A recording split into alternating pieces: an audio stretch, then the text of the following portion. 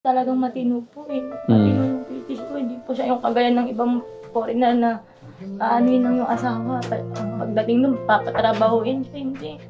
Ayaw nga niya ako pagtrabahuin eh. Basta magbantay lang ako ng anak ko. Electrician kasi yung trabaho niya. Parang feeling nyo ginawa kayong reyna. Napakabait. Lahat ng gusto ko, sinusunod naman niya. Mm. Yung parang isip ko, ang ganda na yung buhay ko, bakit ka ako biglang, di ba, ba't nagawa ko pang lokohin? Dapat, hindi, di ba? Hindi ba napatanong ko kayo sa isip nyo? Ba't ko ito linuloko? Yun nga Ba't... po eh.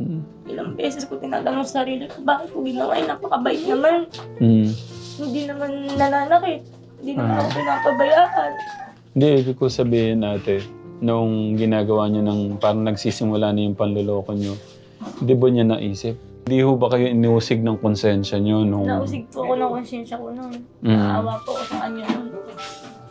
Pero anong gagawin ko eh, yung napang-asawa ko, walang trabaho. Pero nung inamin ko na rin sa kanya yun.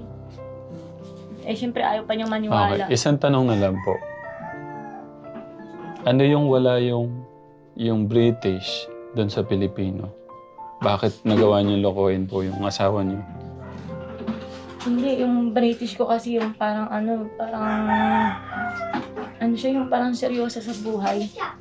Hindi kagaya sa atin na yung, di ba yung gusto natin, yung may mga enjoy tayo. Sa kanila hindi importante yung oras niya. Hindi pwedeng, tapos kailangan yung binabanggit mong salita. Kumbaga, huwag kang magbibiro. Yung parang gano'n siya. Seryoso. Siya, oo. Tsaka lahat ng oras importante sa kanya.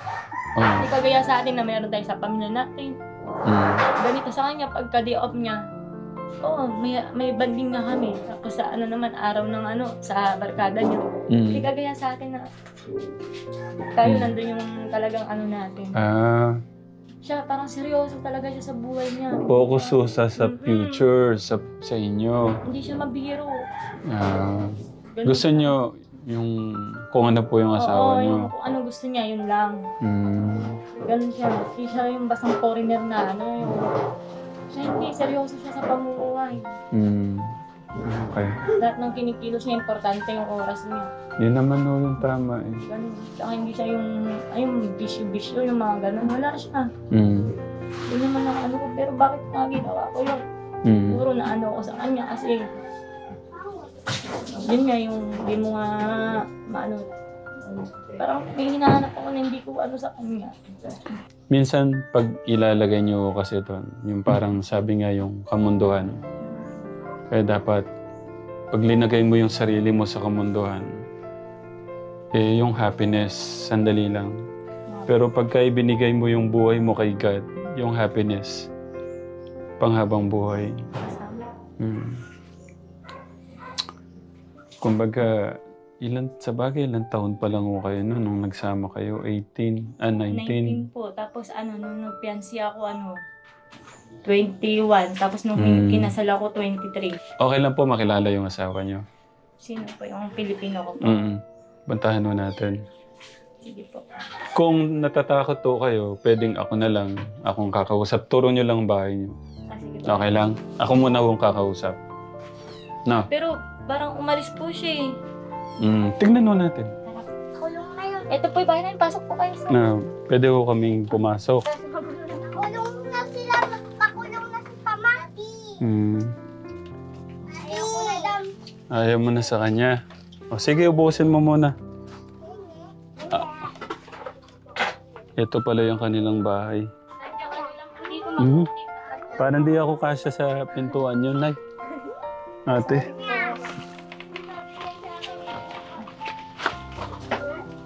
Kuya Gus, pasok ka. Presko pala sa loob. Naku, makita po yung asawa niyong British to. Maawa mo siya sa inyo. Ito po yung kanilang kwarto, kitchen. Dirty kitchen yung nandun. Dirty kitchen nila. Dito po yung dirty kitchen. Katekram. Naku, positive. Oh.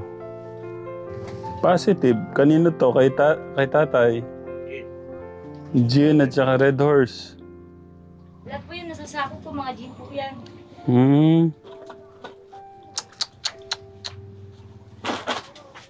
Ito po. O yun. Okay. Nakita ko na po yung sa gamot ko. Ayan po. Kanino po kayo nagpaano? Diyan po sa ano. Hindi ako yun. Nabili niyo lang ho pala talaga. Tig 10 yung isa. Kulang nga po. O, tig sa 10 nga. Eh, na-80 pa po ang kulang. 80, 20. Ang dami niya palang dapat mainom na gamot na hindi niya na ituloy-tuloy. Yung pagkain po, di po ako nasunod. Ang dami pong bawal sa akin. Yung mga kagaya po ng mga pandesal ng maalsa, mga tinapay, mga madami. Kaso nga po, syempre, ay kung ano lang din naman meron dyan, yun na lang kakainin ko. Alam naman mag-inarte pa tayo eh. Di po ba? Apo. Siguro doon tayo na para mahanginan tayo. Tuloy mo, bawal tayo. Gusto po mainom. Ayun o. Kundo mo. Di po kayo sa... Ito pala. Ay. Ayun. Kuya. Kuya. Huwag mag-aaway, huwag mag-aaway. Ayun na. Upo kayo kuya. Kaya gusto po ka. Kuya. Hintayin naman natin si ano, Ulan. si Kuya. Ang ganyan yung papa mo ha. Ay, nakabay ka pa pala. Nakabike ba? Baka nakahiram ng bike. Ispituhin mo ha. Ayun po. Pahinga ko din din. Guwapo ni asawa. Gwapo po talaga yan. Dati po. Ako din ma. Walang pera yan. Wala guwapo ni asawa. Ito si Sir ano. Kamusta po? Dito po. Nagbike ka ba? Oo. Nahingal ka. Sige po, pahinga mo muna kayo. Bigyan niyo muna ng tubig yung... Lagnat. Yeah. Mga kasing height ko lang yata yung asawa niyo eh. Nalalagnat po kasi kahapon yun. Ilang araw na po nilalagnat. Pero tatali ko para maganda. Wala po kasing inom eh. Kaya nilalagnat po. Pero pag may vitamins po yan, ay napakasigla po yan. Pagka may vitamins, wala po siyang... Pero pagka wala po siyang inom, mahina po yung katawan niya. Kailangan po lagi pong naka-vitamins po. Yun lang. Saka mainitin ang ulo po, sir. Mainit po yung ulo niya. Yeah. Pagka hindi nakakainom. Mm. Parang ano na nga po. Bakit po kaya ano? Tanong natin. Lapit po kayo dito. Para kita po kayo dun. Maghilo sa mga. Tsura mo dyan, sir. Ang gaga, matigas o. Ang makatigas. Hindi napapilata. Ganun mo. Saan kayo galing yan? Sasalangan mo kasi simula ko sa trabaho ko ulit. Bumalik ko sa... Lagyan ko kayong mic. Para dinig po kayo. May target ako pa. Kuya, dito. Doon ka kay boss. Sige lahat kaya. Malapit ka sa papa mo. Love mo naman po ng papa mo. Hindi na... Ginagawa ng bata ako. Sabi niya, papakulong ka daw niya. Ano sabi mo sa akin kanina? Matigas kasi mga ulo. Na-stress ako. Kaya minsan napapalo. Wait lang. Ang sabi mo sa akin kanina, linawin ko lang. Ang sabi mo sa akin kanina, anong gusto mong gawin ko kay papa mo? Sabi ko na eh. Ano Babalik pa? ka rin po kayo. Sabi ko Kanina gusto mo ipakulong natin. Tumawag na akong pulis. Naku, lagot ka dyan. Papakulong ni papa. Ano gusto mo gawin sa papa mo? Ayun ang isa rin. Ayun na rin. Ano yung gusto niyong gawin ko sa papa niyo? Sabi mo kanina, papakulong ko. Healing ka po. Kaday tayo dyan. Yung reseta mo, wala. Reseta ng mama mo. Pagbabasa na nga ako ito, hindi ko na nabilan. Pahinga muna si Kuya. Mainit. Galing ho siya ng ano. Nasarangan, no? Parang kuko mo. Ang kulintang tayo. Papa, meron ng papatubo. Tatanungin ko ulit. Huwag ka maingay. Tatanungin kita ulit, Kuya. Tatanungin ka ulit ni Papakulong ko ba si papa mo? Pakulong si Papa. Hindi na. Bakit? Oo nga, kasi kanina sabi mo, Papakulong. sinasaktan si mama mo, sinasakal. Pagka mga Inaaway. busit. Hindi ko siya papakulong. Wala na. Di ba sabi mo kanina, sinasakal ang mama mo? Saka lang. Sakal lang. Ah. Pagka pasaway. Oo, huwag gagawin yan. Huwag gagawin. Bad yan. Pati na. Okay. O sige, wala na tayong gagawin kay Papa. Sakal lang. Wala na. Okay. O sige, doon na kayo. Mag-uusap kami ni Papa. Mag-usap kami ni Papa. Madali doon na kayo. Pangalan nyo, Glenn. Glenn po. Ilan taon na po kayo? 36 po. 36. Opo. Kasing edad lang po.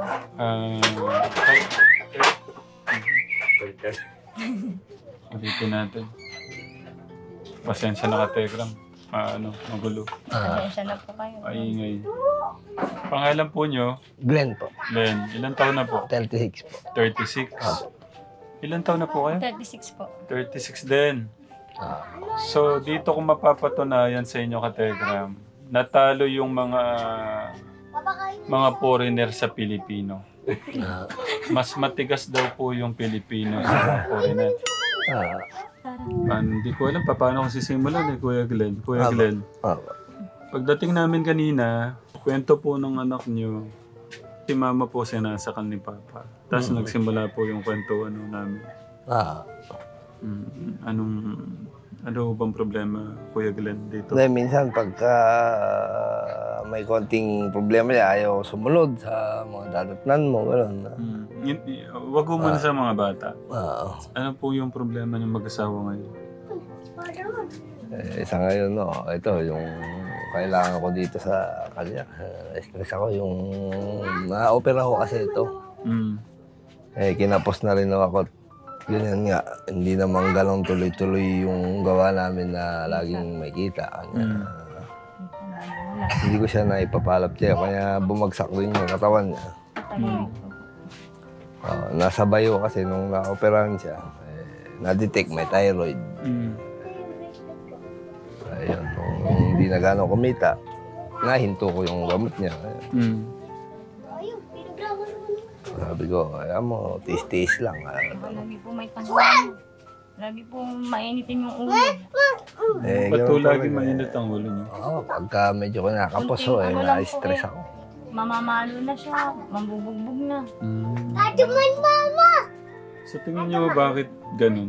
Yung mainitin ang ulo niyo? Hindi, tsaka side effect din siguro sa opera ko rin daw noon. Parang gano'n. Ano po yung Operado opera rin niyo? ako. Sa ulo po, na-aksidente rin Ano ako. po yan dito, malambot po yung ganito niya. 33 stitches din ako. Ayun po. Anong nangyari ho sa inyo? Na-aksidente ako nung 15 years old sa motor ko.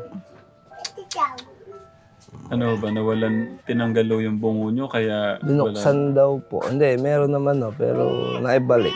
Kaso, minsan gano'n nga yung side effect pagka medyo hot-tempered ka, sabi Bigla nila. po maninigaw. Oo. Tsaka ulyanin po niya. Ayoko nang na-stress minsan, gano'n. Hawak lang pala niya, gano'n, nahanapin niya. Yeah. Tapos bigla siyang sisigaw.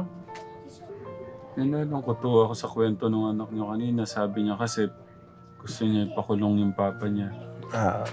Ngayon naman, Sa init lang po ng ulo niya sa papa niya, sa galit lang niya po. Kasi madalas po tumamalo kasi.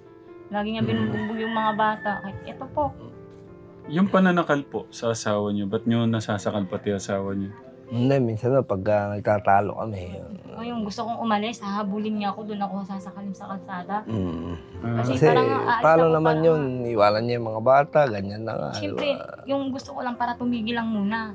Yung kaya gusto ko umalis muna. Hindi rin naman niya, susundan din niya ako. Paano naman Kahit akong saan. makakapaghanap buhay na nasa akin mga bata? Paano silang mabubuhay? Yun nga ang Ganyan, doon ako sinasabi ko sa'yo, nagagalit hindi ka na. makakapaghanap buhay kung walang magbabantay ng mga bata. Paano niyo sinakal? Okay lang po.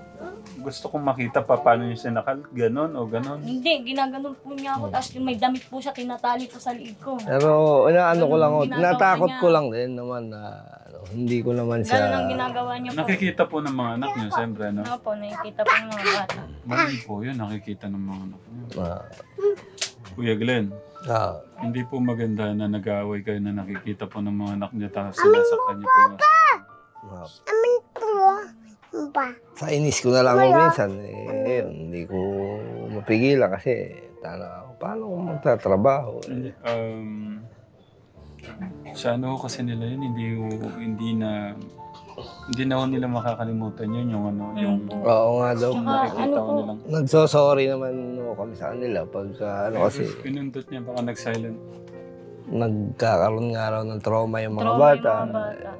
Minsan bigla na lang sila iiyak. Tama na mama, tama. Sabi ko na lang sa kanila, hayaan nyo ako pag nakaluwag-luwag. Kailangan lang ako talaga natin ng family mapagsimba. bonding siguro.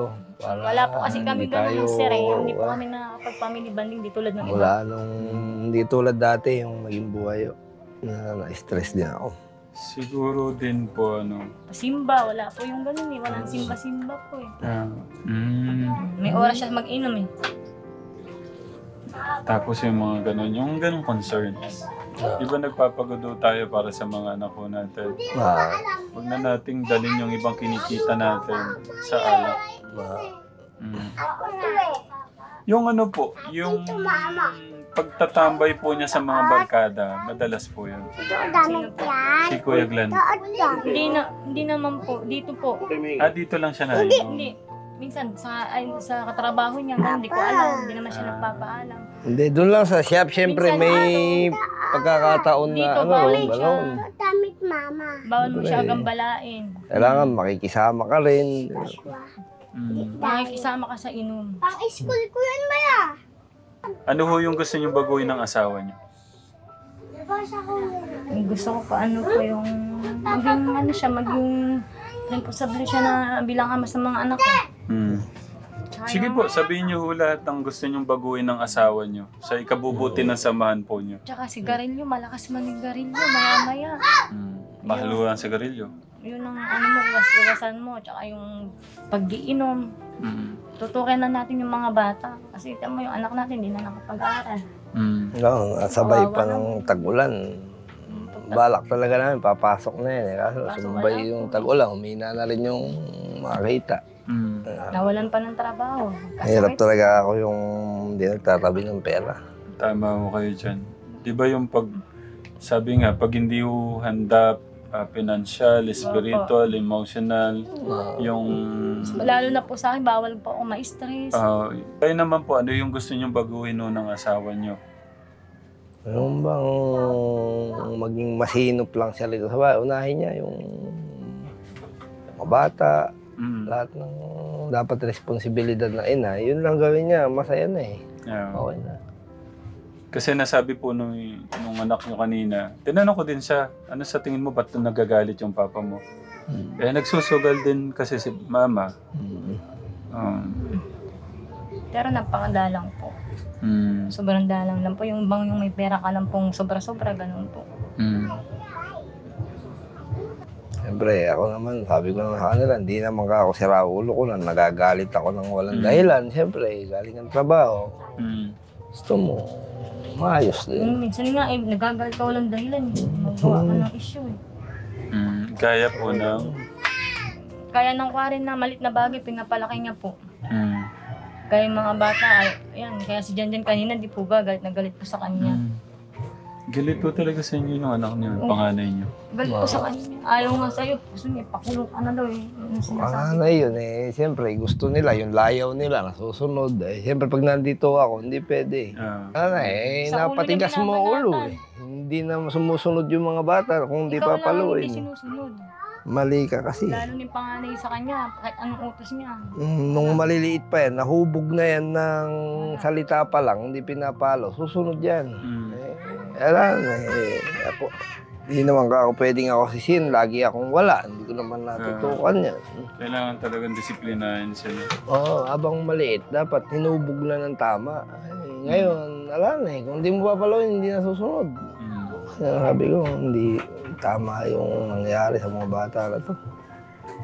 Pwede nga lang sana magpalit kami na ako titingin sa mga bata, siya maghanap buhay. Hindi naman pwede. Pero kumusta po yung trabaho niyo ngayon? Ano po yung trabaho niyo ngayon? Nagtitintid po ako sa mga sasakyan.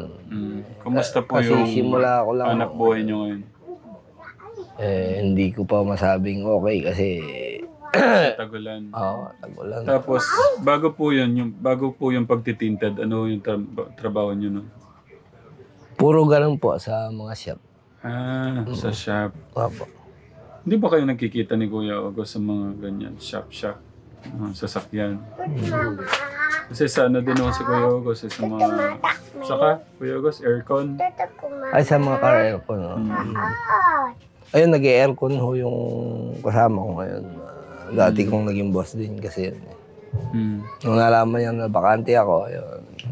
Sabi niya, sige, dito ka sa akin. Ano po yung plano nyo ngayon sa sakit ng asawa nyo? Ano po yung parang mga hakbang nyo para mapagamot nyo siya?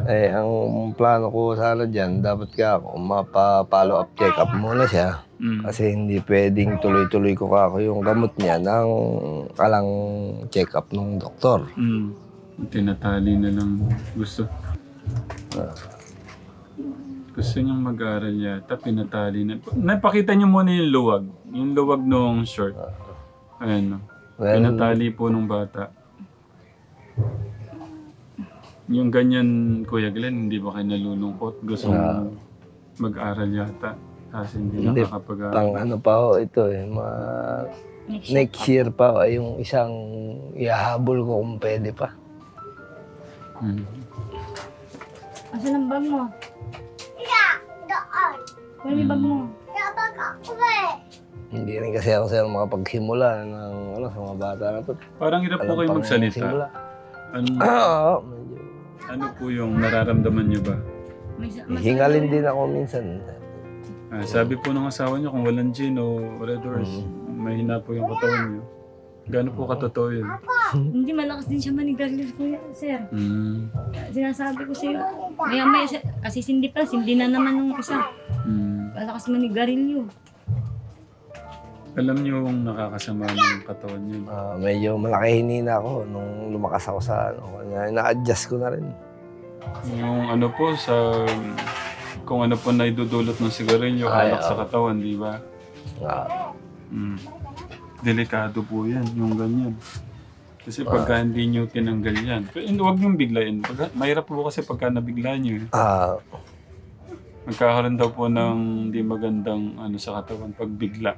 Dahan-dahan daw po hanggang sa matanggal yung vision nyo. Papa, wag mo na sasaktan si mama para hindi ka napapakulang. Anong gusto mong gawin ni Papa mo? Gusto mo bang humingi ng sorry si Papa mo kay Mama? Hingi daw po kayo ng tawad. Sorry ma, minsan gano'n talaga sa init ng ulo. Nangyayari yun hindi na maulit. Pinapatawad mo na si Papa? Opo. Okay, sige. Pwede bang makita yung hug mo at saka kiss mo kay Papa? Sige. Okay. Love mo naman pala ang Papa mo Kanina parang gusto mong makulong na yung Papa mo. Sige. Pasok ka na doon. Hindi na talaga papaalisin ko na. Sasabihin ko, wag na. Sasabihin mo na. Hello, sir. Opo, okay na po. Pwede nyo na hong pauwiin yung mga polis. Hindi na daw po papakulong ni Jan yung kanyang papa. Okay. Sige po, sir. Thank you, sir. Sigaw kung anak na ba yung titi mo? Pag sigad talaga yung wala sa buhay natin, magulo. Walang direksyon sa buhay. Jollibee kami. Tinatawag nga ako sa akin lagi ng mother ko kasi magsimba kayo. Nakalan ako ng panahon puro. Naniwala kayo, kuya. Ito yung gusto kong iwan sa'yo. Pagka hindi nyo talaga linagay si God dyan sa puso nyo, magulo po yung buhay natin. Ngayon, kung isasabuhay nyo yung lalagay nyo si God sa puso natin, isasabuhay nyo yung mga gusto niya, aayusin po niya yung buhay niya. Hindi, kasi kung alam nyo na ayaw po ng ating Diyos na ayaw niya na sinasaktan natin yung asawa natin, hindi natin gagawin yun. Ayaw niya na magsisirain natin yung buhay natin sa alak, sa bisyo, hindi natin gagawin yun. Kasi alam natin, hindi po gusto ng ating Diyos. Sana kuya, hanggat di pa uli. Opo. Mabilis lang ang buhay. Mahirap na nakikita po ng mga anak nyo yung hindi po dapat nilang gawin. Kaya nga po, marunong magmura yung mga bata eh. Yung sinasaktan yung asawa nyo, hindi po magandang nakikita po nila yun kasi pagdating ng panahon sila naman, Nagsasakalan po silang dalawa. hindi malayo na saktan din ho nila yung asawa nila. Mabilis lang po yung panahon. Sabi nga, kung ano yung puno, ganun yung bunga, kung ano yung nakikita. Totoo po yun. Kung ngayon nakikita nila pagmamahal lang, respeto, pagmamahal sa asawa nyo, sa mga anak po nyo, eh mabuti po yung papupuntahan. Tama po ba, mali? Tama po. Yun lang po yung gusto kong iwan. Ilagay po natin si God dyan. Pagka wala si God dyan, Po. gugulo. Pag wala po si God dyan, ano pong mangyayari? Magkakaligaw-ligaw ho. Walang direksyon. Walang direksyon. Hindi maayos. Totoo Walang kapanatagan dito at saka dito. Ngayon, ang gusto po ng asawa nyo, mapagaling siya, mapagamot siya. Po. Paano po yung gagawin natin? Kailangan po ng asawa nyo ma-check up. Po. Haliga ko ulan? Hindi biro yung ginawa nyo na hininto yung gamot nyo kasi sabi nyo nga maselan, parang cancer, tapos hininto nyo. Po. Siguro maganda ho natin gawin. Mag-iwan po ako ng ng pera para... Hindi po. Yung gamot po ba? Yung gamot. Ibig ko sabihin, yung gamot hindi po libre doon. Hindi po. Doon po, libre. Pag nandun po kayo, pag na-confine po kayo. Pag nasa labas po, hindi po libre. Hindi sa PJG kasi. Sa PJG nga. Alam Libre naman lahat doon sa binayaran PJG, doon. walang babayaran. Kung nandun ka. Pero pagka pinauwi ka, Na-cover libre. po lahat ng Ng PhilHealth po. PhilHealth, malasakit. PhilHealth po kasi. Pinalakad po nila. Okay. Ang lang, yung kumari, yung nandun kayo, siyempre yung pagkain hindi pagkain po, libre tsaka yun. yung bantay O, po. 10 araw ho ako na, nagtiis ako na Po. trabaho dito. Yung mga anak po namin, wala Takbo po. ako doon, yung mga bata. Bibigyan pagkain. Kapisyo. Okay. Ba't gusto nyo gumaling? Gusto ko munang, ba't gusto nyo gumaling, ate? Para po sa mga anak ko, kawawa nga po. Pag wala po ako, kawawa po. Makatulong din ho sa akin na sa mga Nagtatrabaho po gawa. ako dati sir. Kahit bitbit ko po yung mga anak ko na yan. Nagtatrabaho po ako. Isa ngayon po nga po, bawal nga po na magpagod, bawal po yung stress. Yung inom po ng gamot nyo kasi dapat 6 months so yata. 90 days. po. 3 months 3 pala. months straight. Kaso nahinto ang 3 months. Ko po. 10 peraso lang po nabili. Okay, na lang. Sakit sa thyroid ko na lang po muna eh. Hindi, ang kasabay kasi nito noon, kaya nahinto, di ko na nabili, yung sa opera mo. Kasi na-operahan din mo siya na ectopic pregnancy, kasabay ho yung thyroid niya. Kaya hindi ko kinaya kasi sa dami nung kailangan niya noon. Opo. Hindi. Para po maagapan na lang. Ganito na lang. Sige po. Bigay ko na rin po sa inyo yung kay Tita Annie. 2,4... Gawin ko na rin 2,500 para isang dagdag po. Ate, saka? Kabila. Nasaan po ba yun? Ngayon, may tanak. Ano? Kuya? 10 pesos. Ito po. Ikaw naman dyan, no? Ano muna? Gusto ko po ma-check up mo muna, no? Mabilin yung... Hindi, ang mahalaga talaga ma-check up eh. Para malaman mo natin yung ano. Ito po yung sa akin. Ay, salamat. Ito po, meron po tayo nagpapaabot ng mga tita. Si Tita Annie K. 2,405, 84 cents. Gusto ko, yan, sa inyo po mapunta, no? Ay, thank you po. Dapat agad-agad, pwedeng ngayon. Ngayon po, magpa-check up na Ngayon po na. para po Para ma-update. Ay, salamat para po. ma-update po. Tapos, tignan ko po kung ano po yung maitutulong ko pa sa inyo, kuya. Opo. No? Ang mahalaga sa akin, sabi nga, ang gusto nung asawa niyo, gumaling siya para sa mga anak niyo. Opo. Mahalin mo yung asawa mo. Opo. Tara, Ano mo magpa-check siya? up ako. Isosoli ko lang muna yung bike. Para malaman Para ko nagkaroon yung ng buhay yung mata ni ate. Oh. para para po makaano na ako ng gamot. Stress kasi ako, ala rin, hindi ako makakilos. Gusto ko makipagamot yan eh. Pero kuya, ito yung lagi mong tatandaan. May gamot na ako. Wala? Ang kakadalipin na. Masaya na si ate. Ito yung lagi mong tatandaan. Mahalin mo yung pamilya mo. Opo. I-respeto at igalang mo siya. Kasi kung wala kang pagmamahal dyan, kawawa naman. Lagi mong isipin, kahati ng buhay mo yan.